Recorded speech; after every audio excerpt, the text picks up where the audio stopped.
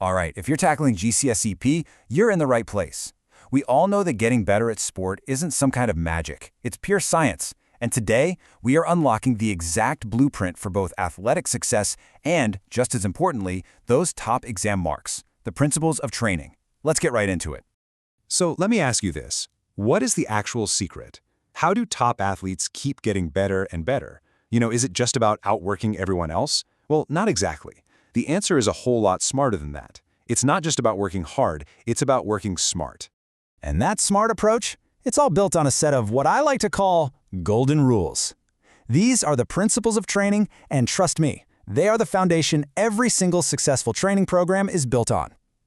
Getting your head around these is an absolute must for any serious athlete, and for anyone who wants to absolutely smash their PE exam. Okay, here's our game plan. We'll kick things off with the golden rules themselves. Then, we'll look at how you tailor a plan and get better the smart way. We'll also cover the major pitfalls you need to avoid, and then, the most important bit, we'll connect all this theory to what really matters, grabbing every single mark you can in your exam. So, first things first, why should you even care about these rules? Well, it's because following them is what actually triggers long-term physical changes in your body.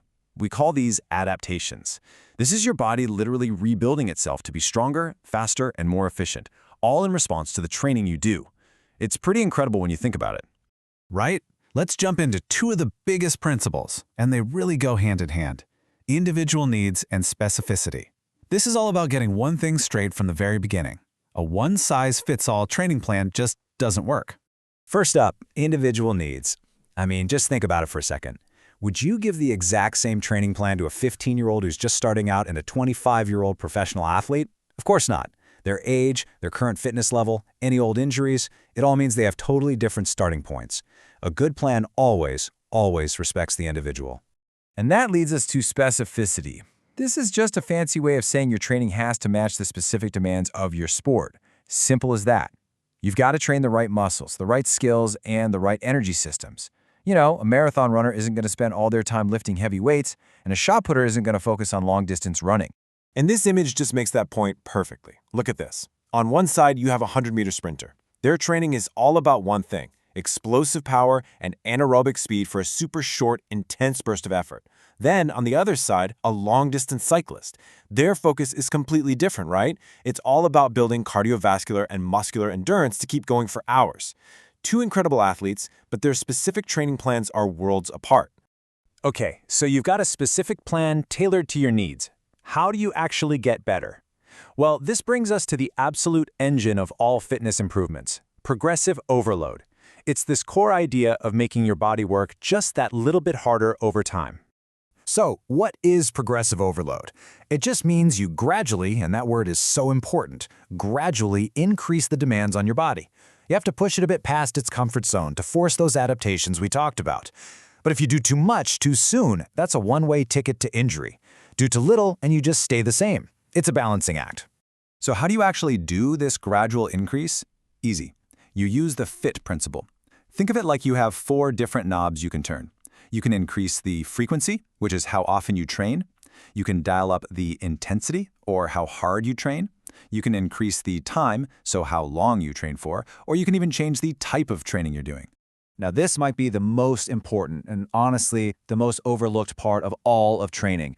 Your body doesn't actually get stronger during the workout. That's when you're breaking it down. It gets stronger afterwards. Rest and recovery, that's when the magic happens. It's when your muscles repair themselves and all those amazing adaptations are made. Without enough rest, you're just spinning your wheels. And that leads us perfectly into the 2 big warning signs. This is what happens when you get that delicate balance of training and rest wrong, or worse, if you just stop training altogether. First up, overtraining.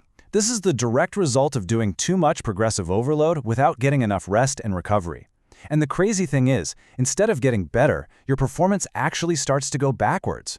You feel tired all the time, and you're way more likely to get sick or injured. The second major pitfall is reversibility. And this one is the simple, harsh truth of use it or lose it. If you stop training or even just drop the intensity way down, your body starts to de-adapt. All those fitness gains you worked so hard for will just gradually fade away. It's why consistency is absolutely everything. And a huge reason for reversibility: injury. An injury can put you on the sidelines for weeks or months, and that forced break leads directly to a loss of fitness. This is exactly why a well-planned program that avoids overtraining is so critical. It's not just about getting better, it's about staying healthy so you can keep getting better. Okay, we've covered all the theory. Now, let's get down to business. How do you take all this knowledge and turn it into full marks on exam day? Let's break down exactly how you should be applying these principles to real exam questions. Here we go. A classic 2-mark question. Notice, it's not just asking you for a definition. The key word is explain how Jasper, the cyclist, can apply these principles. This is all about application. And here's how you nail it. To get the mark for frequency, you can't just write train more. No way. You have to say Jasper could increase the number of cycling sessions he does each week. See how specific that is? For intensity, don't just put train harder. You need to say Jasper could cycle at a faster pace or train on a steeper incline. You have to link it directly to the sport.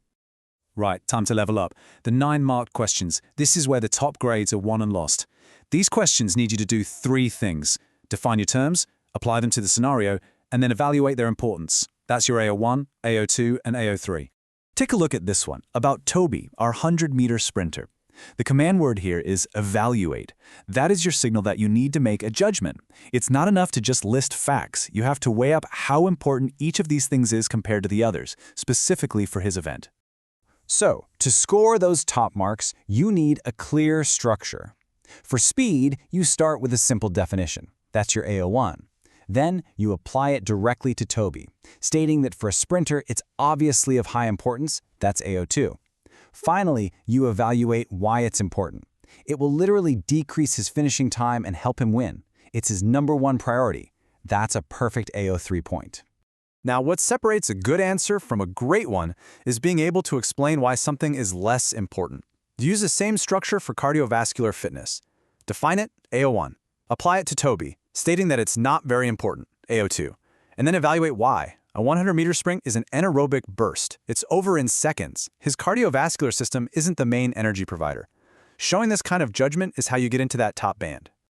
So, what is the #1 thing to take away from all of this? It's simple. Success in your PE exam is not about memorizing definitions. It's all about application. You have to be able to take these principles and apply them to any athlete in any sport with clear, practical, specific examples. That, right there, is the secret to hitting those top marks. And that leaves us with one final thought to chew on. We've just laid out the entire blueprint for improving physical performance. But how could you take these same principles, specificity, progressive overload, rest and recovery, and use them to build a blueprint for your own exam revision? Definitely something to think about. Thanks for joining me.